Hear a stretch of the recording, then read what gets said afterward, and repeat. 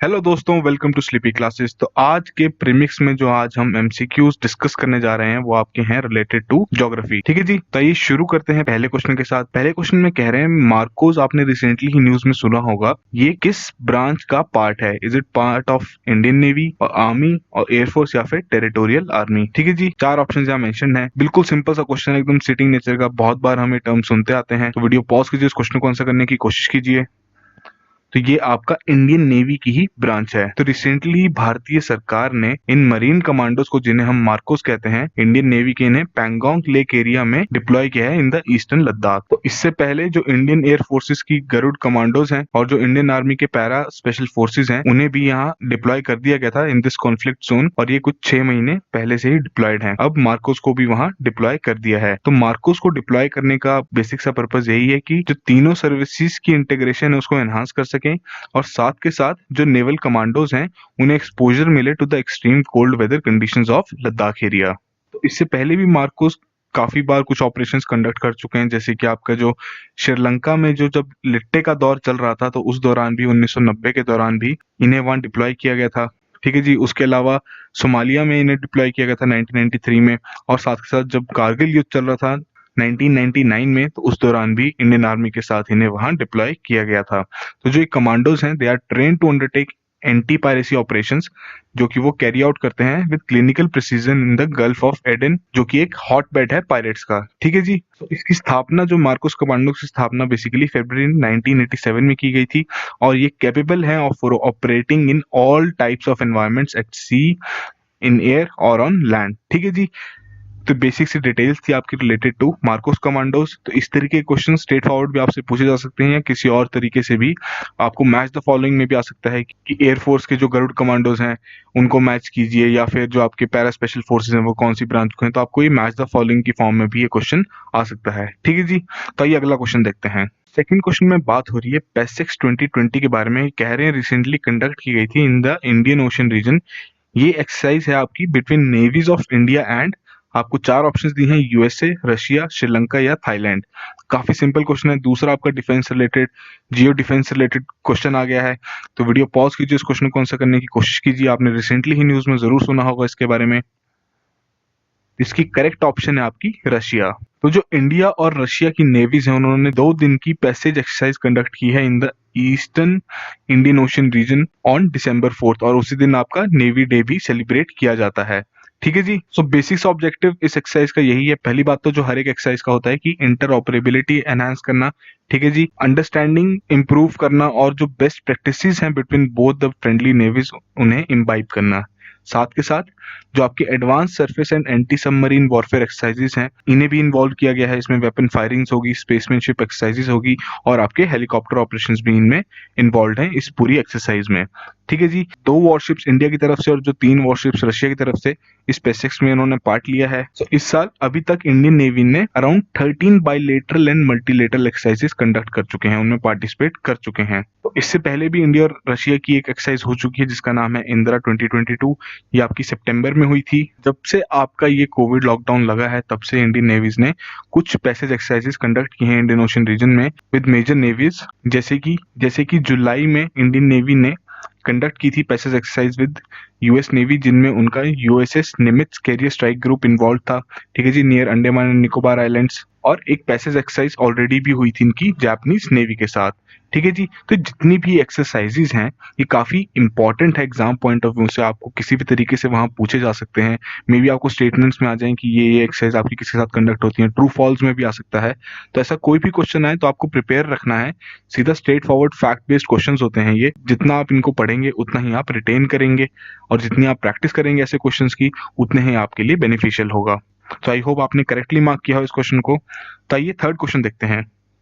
भाई third question देखते हैं। यहाँ बात हो रही है ओमान के बारे में, और आपसे पूछ रहे हैं जितनी स्टेटमेंट्स नीचे दी हैं उनमें से कौन कौन सी करेक्ट हैं। पहली स्टेटमेंट में बात करें कि आपका अरबियन पेनिसुला में लोकेटेड है। सेकंड में कह रहे हैं ये बॉर्डर करता है UAE, Yemen, Saudi Arabia and कतार। और थर्ड में कहा जा रहा है ये कंट्री होल्ड करती है 4 sea ports facing the Indian Ocean. ठीक है जी, 3 स्टेटमेंट्स दी हैं।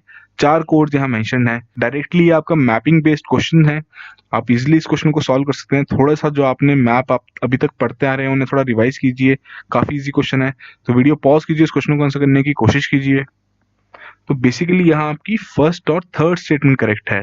जो सेकंड स्टेटमेंट में कतार मेंशन है, ये आपका कतार के साथ बॉर्डर शेयर नहीं करता है, ठीक है जी। जैसे कि पहली स्टेटमेंट में यहाँ लिखा हुआ है कि आपका Saudi Arabia, United Arab Emirates और यमन के साथ ये बॉर्डर शेयर करता है, कतार इसमें इन्वॉल्व नहीं है। ये मैरीटाइम बॉर्डर शेयर करता है आपके ईरान और पाकिस्तान के साथ। Oman is bounded by the Arabian sea and gulf of Oman, और जो आपका मुसैंडम पेनिसुला है वहां पे बॉर्डर करता है strait of Hormuz and the Persian Gulf, ठीक है जी। मैप में देख लेते हैं, ये है आपका मुसैंडम पेनिसुला। अभी इनके पास 4 इंडस्ट्रियल फ्री जोन्स हैं और 4 सी पोर्ट्स हैं फेसिंग द इंडियन ओशन। तो रिसेंटली ही जो ओमान है उन्होंने अनाउंस किया है कि वो एस्टैब्लिश करना चाहते हैं फ्रेंडशिप एसोसिएशन विद इंडिया। पहला ऐसा इनिशिएटिव होगा वेस्ट एशिया में। ये जो इन्होंने अनाउंस किया है, बेसिकली जब बायलैटरल डिस्कशन चल रहा था between the foreign ministries of the countries, तब इन्होंने ये अनाउंस किया था। तो इस डिस्कशन के दौरान दोनों ही देशों ने अपनी इकोनॉमिक कोऑपरेशन को रिव्यू किया है, जो भी कॉन्सुलर इश्यूज चल रहे हैं उन्हें रिव्यू किया है, कैपेसिटी बिल्डिंग और ट्रेनिंग प्रोग्राम्स के बारे में भी बात की है। तो ये जो फ्रेंडशिप एसोसिएशन की बात की गई है, इससे उम्मीद रहेगी कि जो मैटर्स हैं म्यूचुअल इंटरेस्ट के, उन्हें प्रमोशन मिले। दोनों देशों के बीच में जो बिजनेस और सोशल कम्युनिटीज हैं उनकी अंडरस्टैंडिंग भी और डेवलप हो, ठीक है जी। सो बेसिक सी डिटेल्स थी बिटवीन ओमान और कैसे उनके रिलेशंस हैं इंडिया के साथ। मैप में आप देख सकते हैं, एक साइड आपका यूएई है, सऊदी अरेबिया एंड यमन। कतार बेसिकली आपका ये वाला एरिया है, तो ये आपका ओमान के साथ बॉर्डर शेयर नहीं करता, ठीक है जी। तो ऐसे जो मैपिंग बेस्ड क्वेश्चन है, इनकी तो सीधा एक ही मूल मंत्र है, जितनी आप प्रैक्टिस करेंगे, जितनी आप बार बार वर्ल्ड मैप देखेंगे, उतनी ही आपको चीजें रिटेन होंगी। तो एक सिंपल सी एडवाइस है इसमें कि जहां पर भी आपका स्टडी टेबल है, जहां पे आप पढ़ते हैं, तो वहां पर अपने सामने एक वर्ल्ड मैप जरूर लगा के रखिए, ठीक है जी। जब भी आप कुछ पढ़ रहे हैं तो मैप में देखिए किस कंट्री की बात हो रही है, क्या उनकी ज्योग्राफिकल एरिया है। जितने ऐसी फ्रीक्वेंटली चीजें आपस में रिवाइज होती रहेंगी, आपस में इंटीग्रेट करते रहेंगे आप, उतना ही आपके लिए इजी होगा कि उन सभी चीजों को रिटेन कर पाए, ठीक है जी। अभी फोर्थ क्वेश्चन देखते हैं, which of the following is a national waterway one. बिल्कुल सिंपल सा क्वेश्चन है, straight forward factual based question है, इजीली आप सॉल्व कर सकते हैं। पहले में कह रहा है ये सादिया धुबरी वाला जो आपका वाटरवे है उसके बारे में बात कर रहे हैं, या फिर आपका जो कोटापुरम और कोल्लम वाला वाटरवे है उसके बारे में बात हो रही है। प्रयागराज हल्दिया वाला वाटरवे है क्या ये, या फिर आपका काकीनाडा और पुडुचेरी के बीच का ये वाटरवे है। बिल्कुल सिंपल सा क्वेश्चन है, वीडियो पॉज कीजिए, इस क्वेश्चन को अटेम्प्ट करने की कोशिश कीजिए। यहाँ पर ये आपका प्रयागराज और हल्दिया वाला वाटरवे के बारे में बात की जा रही है कि वो आपका नेशनल वाटरवे 1 है। तो जो इनलैंड वाटरवेज अथॉरिटी है इंडिया की, उन्होंने जो टेंडर टर्म्स हैं वो इजी कर दिए हैं for privatising multi modal terminals at Varanasi, Haldia, Sahibganj on the national waterway 1, ठीक है जी। सो एमएमटीज बेसिकली प्राइवेटाइज किए जा रहे हैं on equip, operate and transfer basis, ठीक है जी। ये मॉडल यहाँ फॉलो किया जा रहा है। ईओटी मॉडल आपका जनरली उन्हीं इंफ्रास्ट्रक्चर पे एप्लीकेबल होता है जहां पर इंफ्रास्ट्रक्चर ऑलरेडी एग्जिस्ट करता है और किसी भी तरीके की कैपिटल इन्वेस्टमेंट की कोई जरूरत नहीं है। तो नेशनल वाटरवे 1 के बारे में बात करें तो बेसिकली आपका इलाहाबाद से हल्दिया तक है, that falls on Ganga Bhagirathi Hooghly river system. कौन कौन से स्टेट्स को पास करता है ये भी इंपॉर्टेंट है, यूपी, बिहार, झारखंड एंड वेस्ट बंगाल।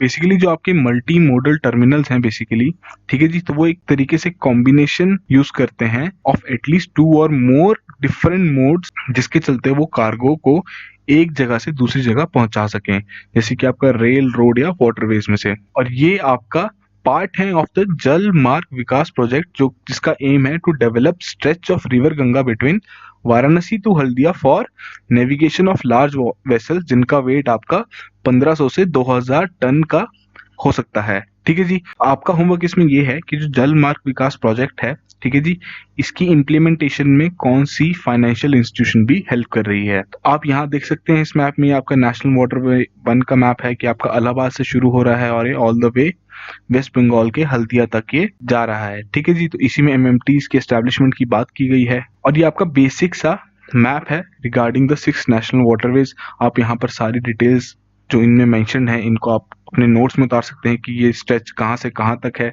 ठीक है जी, कौन कौन से स्टेट्स इसमें सर्व हो रहे हैं, कितने किलोमीटर का स्ट्रेच है। इस तरीके के जो फैक्चुअल बेस्ड क्वेश्चंस हैं ये भी यूपीएससी में पूछे जा सकते हैं, पूछते भी आए हैं, ठीक है जी। तो हमें कोई चांस नहीं लेना है कि अपनी प्रिपरेशन में किसी भी तरीके की कमी नहीं रखनी है। तो आपको इन चीजों का भी उतना ही ध्यान देना जरूरी है। तो आइए आज का लास्ट क्वेश्चन देखते हैं। बोको हरम के बारे में पूछ रहे हैं, रिसेंटली आपने न्यूज में सुना होगा, ये आपकी किस कंट्री में प्रेजेंट है। पहले ऑप्शन पूछ रहे हैं कि आपका बुर्किना फासो में है, या फिर गैबोन में है, या लीबिया में है, या फिर नाइजीरिया में है। चार ऑप्शन यहाँ मेंशन है, बिल्कुल स्ट्रेट फॉरवर्ड सा क्वेश्चन है, तो वीडियो पॉज कीजिए, इस क्वेश्चन को आंसर करने की कोशिश कीजिए। बेसिकली ये आपका नाइजीरिया में प्रेजेंट है। तो बेसिकली जो आपका बोको हरम है वो एक जिहादिस्ट टेररिस्ट ग्रुप है ईस्टर्न नाइजीरिया वाले रीजन में, और रिसेंटली ही वहां पर इन्होंने अटैक किया है जिसके चलते 110 फार्मर्स आपके मारे गए हैं नाइजीरिया में। और ये जो टेररिस्ट ग्रुप है ये आपका 2009 से वहां ऑपरेट कर रहा है उस रीजन में, to carve out a caliphate in north eastern Nigeria की, मतलब वहां पर एक मुस्लिम रूल वो एस्टैब्लिश करना चाहते हैं। इस टेररिस्ट ग्रुप के बारे में आपने पहले भी सुना होगा, जब इन्होंने 2014 में 276 स्कूल गर्ल्स को अबडक्ट कर लिया था फ्रॉम चिबुक। ये जो ग्रुप है बेसिकली जो वेस्टर्नाइजेशन हो रही है नाइजीरिया के, तो उसके एकदम एक्सट्रीमली अगेंस्ट है, और ये जो इनका शरिया लॉ है उसको स्ट्रिक्टली ये अधेर करते हैं।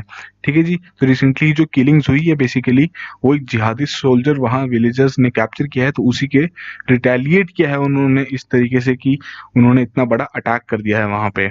इन अटैक्स की वजह से ही जो फार्मर्स हैं they have stopped going out to their fields, जिसकी वजह से जो नाइजीरिया के ग्रेन स्टॉक्स हैं उन पे बहुत भारी असर पड़ रहा है, और they are likely to face a food crisis in Nigeria, and as a consequence it is also fueling food inflation। और जो वहाँ के प्रेसिडेंट के प्लान्स हैं फॉर मेकिंग नाइजीरियाज फूड सिक्योरिटी, उसे भी वो अंडरमाइन कर रहा है।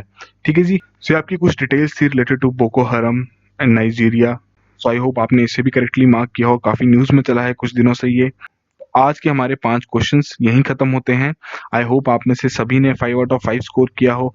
काफी इजी टेस्ट था आज का, बिल्कुल इजी क्वेश्चंस थे इसमें। अगर आप रेगुलरली न्यूज फॉलो कर रहे हैं तो आप बहुत इजीली इन सब क्वेश्चंस को सॉल्व कर सकते थे। ठीक है जी। जाने से पहले एक पीस ऑफ इन्फॉर्मेशन आप सभी के लिए कि हमारा जो मेंस आंसर राइटिंग का बैच 3 है 2021 का, वो आज से शुरू कर दिया गया है। लिमिटेड सीट्स हैं इसमें, ओनली 50 सीट्स आर अवेलेबल। बाकी की डिटेल्स हमारी वेबसाइट पे मेंशन्ड है, या आप हमारे ऑफिस के नंबर पे भी कॉल कर सकते हैं अगर आपको कोई क्वेरी हो ड्यूरिंग वर्किंग आवर्स। सिंपल सी बात करें इस प्लान के बारे में, तो डेली आपको एक क्वेश्चन मिलेगा जिस पर आपको आंसर लिखना होगा। ठीक है जी। हर दिन जो आपको क्वेश्चन मिलेगा वो रिलेटेड टू न्यू सब्जेक्ट होगा। आंसर का आपको फीडबैक मिलेगा कि आपको किस तरीके से इंप्रूव कर सकते हैं अपनी answer writing. So major objective इस प्लान का यही है कि आपको एक शेड्यूल मिले जिसको आप अधेर करें, ताकि जो आपकी प्रिपरेशन है वो कंसिस्टेंट रहे। ठीक है जी। तो बाकी डिटेल्स आप वेबसाइट पे जाके भी चेक कर सकते हैं। सो आज के लिए इतना ही था। So all the very best.